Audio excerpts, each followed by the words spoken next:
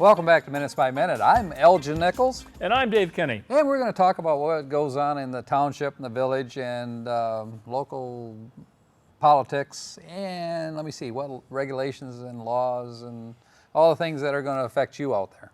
Of shoes and ships and sealing wax, of cabbages and kings. Is there more? These are the people that you elected or the people that they appointed. They make decisions that directly affect you. Yeah, once they're in there. And by the way, there is an election coming up. Yes, November.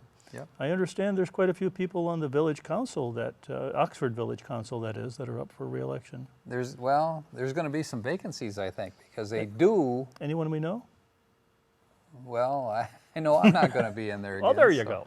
And I don't think Brian Cloutier will, Really? the director of the library. Well, they're going to lose two good people. You better have some good candidates. Right.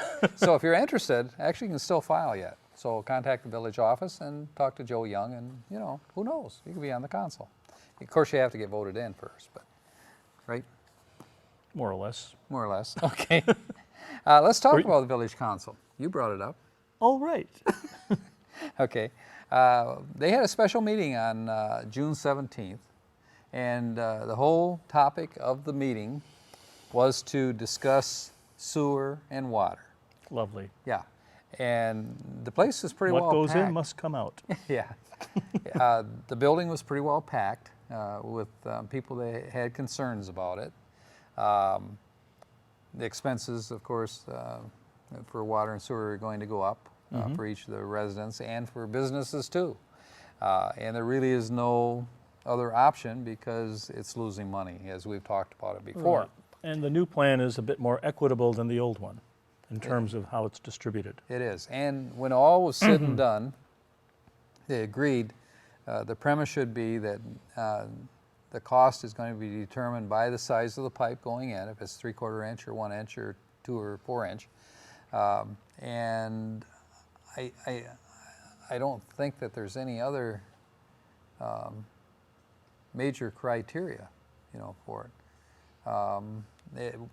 It will revolve around the fact that it normally would be 16% increase due to the cost coming down from Detroit and Pontiac, which affects the village. And we can see this train coming for some time. Right, that's true, that's true. So, but that 16% gets reallocated in a more equitable way now. Right.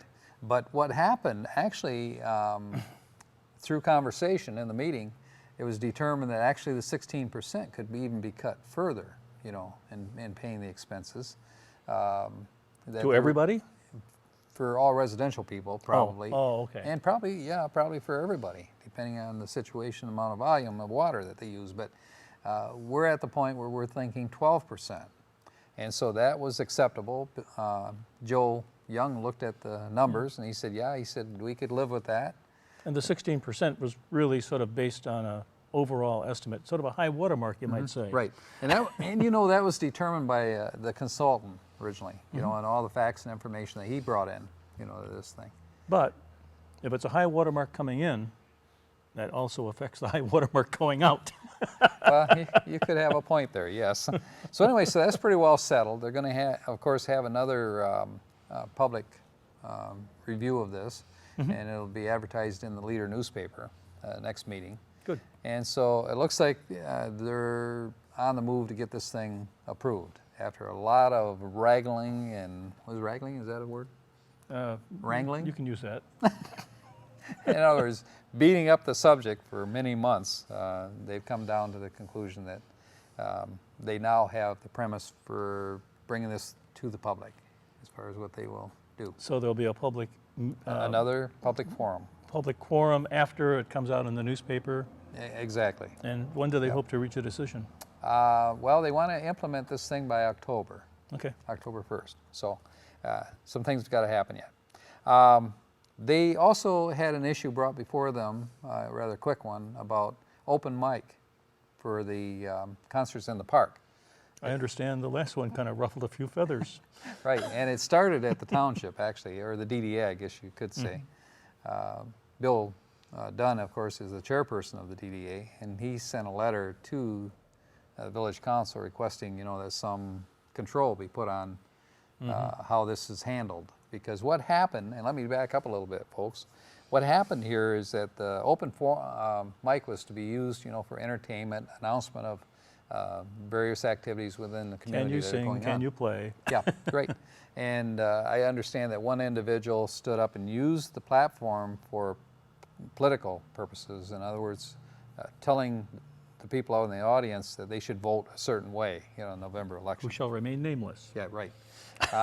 But it is public record, so if you go to DDA, you'll find out who that is. So anyway, so they were very upset over it, and they talked about, possibly putting some sanctions on, but that's not really necessary. And concerns were that, the First Amendment could be, put to task here, and nobody wanted to do that. So it will be So the people that go up for open mics don't have to sign a waiver form? No. Okay. But the people that select in advance, the people who are going to speak on the open mic, will have to be, told that, these are certain things that you can do. And once that general understanding is Right. Now that's not to say. understood. Yeah, that's not to say that things people that should- are politically active that they can't come to the park and, show signs or have a little booth set up or whatever they want to do. Just not in front of the mic. Not in the mic. No, that's for entertainment. Right. So that being said, that's a pretty short meeting. Let's go on to the Oxford Township Planning Commission. Todd Bell heads that particular group. And he runs a tight meeting. And he has Mike Spiz on there too, who's a representative from the county and represents, of course, Oxford. So he sits on the Planning Commission, as does Jack Curtis and a lot of other people that do a great job on the Planning Commission. Good to have someone that has a tap on the county. Right. Now there's a portion of the Planning Commission that's rather interesting. It's the EDSC, and that stands for Economic Development Subcommittee. Hey, you get another A+ today. Thank you. Ah, Thank all you right, very good job. much. So anyway, the EDSC is looking for another member to join them, and that member, of course, would be a volunteer, and they would work with the rest of the committee to determine, what should go into Oxford, both in the village and the township, and in other words, what monies are available from the county that could spur this growth, and come up with plans, Do they coordinate with the DDA? Not so much with the DDA, although they do talk to the They're- DDA. Even though they have different names, their Right. function is basically the same. And because they're with the township too, Bill Dunn, who serves on the DDA, I know that there's a relationship there, and anyone who's interested in certain businesses coming to this area should contact Jack Curtis. But we'll tell you more right after this. Yep. So anyway, that's what's going on there. Hello, I'm Elgin Nichols. And I'm Terry Stiles. Together, Terry and I host the weekly news Monday through Friday at 12, 6, and 11 p.m. Broadcast on Charter Channel 191 and AT&T UVerse 99, we only cover news that impacts our local Addison and Oxford area. In other words, by all accounts, news that would normally not receive from any other televised source. But chances are, if it's local, it will be found on Oxford Community Television and OCTV. For the weekly news, I'm Terry Stiles. And I'm Elgin Nichols. Together, we invite you to join Terry and me for our next OCTV weekly news program. Welcome back to Minutes by Minute. I'm Elgin Nichols. And I'm Dave Kenny. And we're just talking about the Oxford Township Planning Commission and the, Economic Development Subcommittee. thank you. Thank you. Yeah. And Getting they're kinda looking, good. yeah, and they're looking for a member, and a suggestion came up with a name. We came up with a name for Jack, contacted him, said this guy would be great. He's new in the area. He's looking to expand business and that kind of thing, and he's interested in the Oxford community. So the name was passed on, and he has a new business coming into this area, and it's going to be called Sullivan's Pub. Sure and Begara. Sure it is. When is it supposed to open, by the way? Actually, it's supposed to open next week. Woohoo! Yeah, and folks out there will see more about it I believe it's going to be an interview on our Community Access program, which is with Bill Service on OCTV. And if you don't catch it on channel 99 for UVerse, Channel 99 for UVerse. And for I'm you waiting. folks out in Addison Township, it's still Channel 19. Right. I was hoping to extract that from you, because we like to have participation. Sometimes here. it hurts, you know. I know. Or you can go to the website, which is OCCTV.org. Okay, good. Now you got. You're doing we this got- Tweedledum Tweedledee thing here. All right, so that'll work. Anyway, Jack Curtis is very active with that group. He has been for some time. They're just looking for a little more fresh blood to join. They had bids for signage. Remember, the township is going to put a new sign in.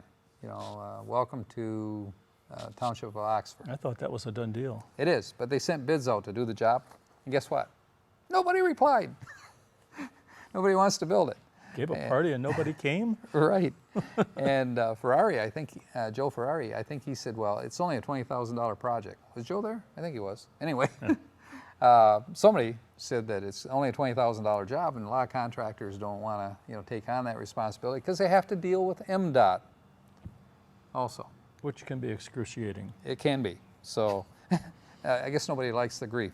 So anyway, Or the they didn't get paper. any bids, so they have to scout and see if they can find somebody that's interested in building this sign for them. They talked about Inbridge. They have a staging area off from Addison Township? Lakeville Road in Addison, yeah. Yeah.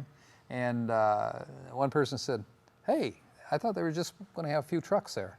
They got a whole city in there. They said Yeah. they have 50,000 trucks in there. And I was and- coming back from playing golf yesterday and was going down Noble Road, which merges with Oxford Road. And wow, Yeah. they are marshaling a lot of heavy-duty equipment there. Yeah, they said you should see it at night. It's lit up. It's bigger than Oxford. And then one of the commissioners said, "Now, I thought we were just going to let them park some trucks there. They have offices and everything. That'll teach them to ask how many. Right. You open the gate, they come in. Anyway, like Jack Curtis said, they're not going to be there for long. He said they're moving through this pipeline pretty fast. Yeah. So he said it's run from Canada all the way to Illinois. And by the way, if you want to find out more about the Enbridge project, OCTV was on the job, and we'll have a program out there pretty soon. Oh, all right. You don't want to tell me more now. You want to be surprised when it shows up. Anyway, so the Enbridge subject, they said, well, there isn't really anything we need to do. I mean, they're not really causing any problems because Jack says if there's anything left on the road from their trucks, they have their own sweepers. They bring them in and they take care of the road and everything. So it's not a problem with the road. I always thought the tricky parts is when they went under roads like M24. And they did that. Yes, they did. And they s- And no obstruction of traffic. Yeah. Jack Curtis, I think it was, said, have you looked in that tunnel under the highway? He said, it's massive. How they can dig a hole or That all isn't the way exactly under a the highway. straw they're laying in that No, thing, it's That's a not. big pipe. Well, that pipe is 36 inch in size, Yeah, yeah. So you're right, it's pretty good size. Yeah, it's 3 feet high. Anyway, public hearings. They talked about different rezoning possibilities or requirements.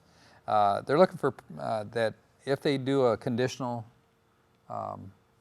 rezoning, and that fits a criteria that isn't normal to that area, and they have to, of course, make a request. The individual does, the applicant, to the township and to the village too, because Are we have. specifically referring to something here? Or? Well, not specifically.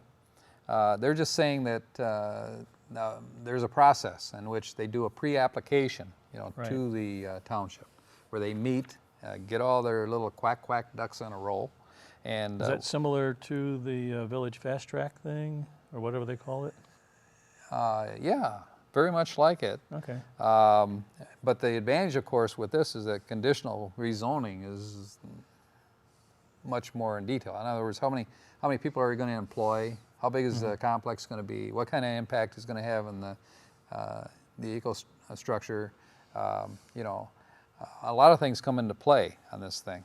Are you looking for, monies back from Right. for tax purposes? And as that long kind of as thing. long as the applicant has some advance idea of all the requirements, he can come in with his guns loaded and not have to come back successive times. Well, that's exactly why they do it.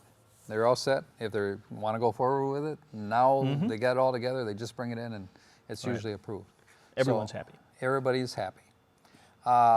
They talk about economic development again in the M24 area. That there's an impact on what goes in there. For example, if you put a, let's say a mall in there, you might want a hotel in there.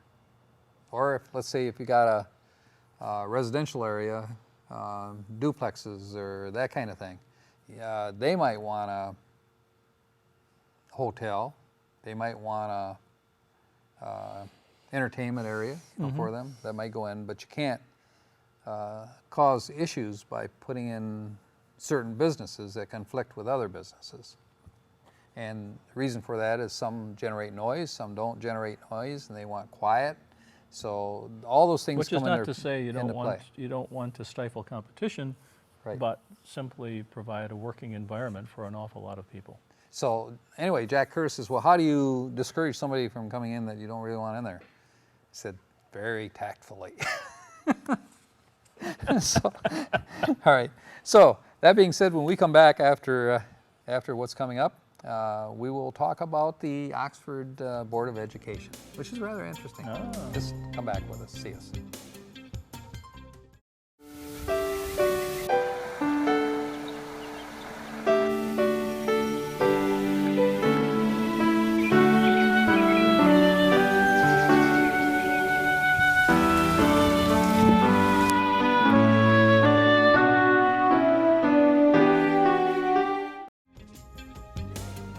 Welcome back to Minutes by Minute. I'm Elgin Nichols. And I'm Dave Kenny. And we have pretty much beat the living daylights out of the Planning Commission Township. Nice choice of words. Okay, we're going to go on to the Oxford Board of Education now. Colleen Schultz, of course, is the chairperson for that. This is her last term. As of November, she will not be in that position. And I understand that she and her husband are also moving. He's got a new job position, I believe. Is Colleen's husband on one of the... He was on the Planning Commission, but he Okay. resigned Okay. from that because of his job requirements. All right. We'll get right to the nitty gritty. They first of all approved $3 million in bills. Yikes. I don't send it to you, but they had several groups that spoke before the board. One was the district retirees, because there's a lot of teachers that are retired after 20 years of commitment to, Only 20? yeah, only 20. That's quite a few, actually, but maybe not. Most of them have 20, 22 years, one with 24 years, they're retired. Wow. So I wonder if quite GM a- will come up with that. I don't know. quite a list of people anyway. Students, athletes. There are a couple of people, for example, Connor Bandel is brought up that he's rated number 2 in the state. As? Not in the state, but the nationals. For what? He's a sophomore for track and field. Wow. Yeah, pretty phenomenal. Young kid, quite an did a great quite an job. So he accomplishment. was recognized. And by the way, track and field, they have the largest team ever for Oxford. So Wow. when other schools see them coming, they go, ooh. They'll run. They're going to run Yeah, roughshod they got some over runners. us. Yeah. Lacrosse, for being new in this area, they became second in the state competition. Wow. Yeah, so they're good. And one of the board members said, hey, have you ever handled one of those lacrosse balls? It's like a concrete ball with a tennis ball cover on it. And those guys wear fairly light protection too. I know they Wow. have a helmet, but the Yeah. rest of it is Well, they said it's a Pretty light. cross between, let me see, football, hockey, and a wild, mean, nasty tennis ball. yeah. So- And I think the thing that they carried over from hockey is checking. Yeah, a lot of that stuff goes on in that game. Then there's a group that stood up, or a lady that said that they do meals for kids and also provide free backpacks Oh. if kids qualify. And Addison, or Leonard, is going to get involved in it, I guess, next year. That's Leonard. And Addison is already involved in their school system. Is but, that the Early Learning Center tie-in? It might be. I'm not sure. the person that heads that up though is Cheryl Berbecki is her Okay. name. And she's looking for volunteers too, by the way. So if you would like to volunteer to help with this program, contact the school and I'm sure they can send you in the right direction. Sure. They talked about a student trip to Italy. A lot of kids went to Italy. It's under their international program. Is that considered cultural. like the senior trip, or is No. that something special? It's a special cultural program that they have. Kids qualify. You know, they've gone to Spain and they've gone to, I guess, Mexico. Is it tied different into places. a language proficiency of some kind? It is, and it's, again, cultural. So they talk about the Parthenon and all these things that they've seen and that kind of thing. But, of course, you want to speak some Italian, too. You go over there. So. Ciao. Yeah, ciao. Yeah, they're all hungry kids, you know. Graduates, all Oxford Honors students who were accepted in colleges this year, which is interesting. Good. Fine arts, they're going to improve even more. The orchestra program that they have is expanding. And they got a great one as it is. They do, and they're going to go one step higher, you know, for people that, you know, kids are really, really talented. And then they talked about sports, and they're looking at budgets, of course, and they're talking about cutting different things. And Coach Raleigh stood up, and he said, "You can't cut sports. You need to have this program in place." And Dr. Skilling said, "We have no intentions of cutting anything pertains to the kids. There will be other areas that we can look at, but we are not, while I'm in this position, to do this." Yeah. Well, what's coming up? Not a lot. Okay. Not a lot? Of course, on 6/23 on a Monday at 4 o'clock, our parent organization, the Oxford Area Cable Communications Commission, will have a meeting. And on 6/25, What are they going to talk about? what are they going to talk about? Who knows? Okay. Is there going to be, as you say, something getting gored that day? You never know. It's Okay. always a surprise sometimes. All right. On 6/25 at 6:30, the Oxford Board of Education, just talked about it. And here's a couple of non-meetings. On 6/26, 6/27, and 6/28, Seymour Celebration, Oxford Seymour Celebration will take place. Carnivals, fireworks, la. This is going to be a lot of fun. That's going to be a lot of fun. And on the 27th and 28th, fireworks, and really good ones. I attended them last year. And also on 6/28, at the same location, this is at Seymour Lake Park, you'll have the Oxford Community Garage Sale. So We're gonna you might hit some- find that choice item that you're looking for. Could I hit some highlights of the Addison Township Board meeting that they had? What would you do, just flip a page over? No, I knew it was coming, but I was kind of getting the sign from Bill. Anyway, Bruce Pearson is the individual that heads it up. Fire chief made a presentation for a new ambulance at the cost of $144,000. It was approved. No, they're not So it went Volkswagens. through. Right, and by the way, it was budgeted for $170,000, so you actually got a good deal in terms of cost. They also were approved for a fueling station for the fire department because they've been getting their fuel from other places, and so they're going to have their own fueling station. They got approved for concrete repairs for station number 1 and 2 for sidewalks and that kind of thing. And they reviewed the new building concept, and there were 4 architects that made presentations. And the first presentation was to recondition the existing building at a cost of roughly $1,224,000. The second one was to take it all down, build a new one, and at $1,300,000, but didn't include a lot of other things that came with it, like driveway, that kind of thing, and parking lot. Another one was save the old library, attach it to it, and that kind of thing.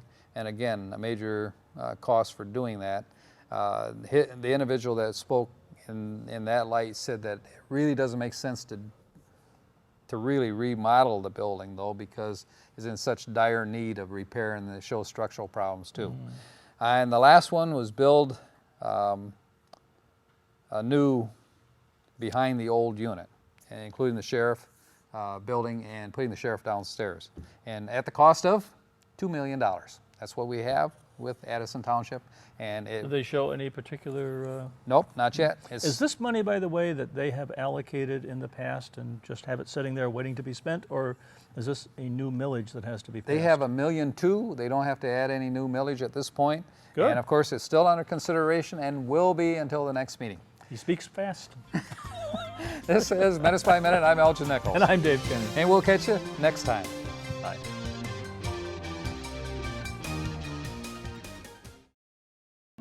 You're watching OCTV, Oxford Community Television, serving Oxford, Addison Township, and the village of Leonard.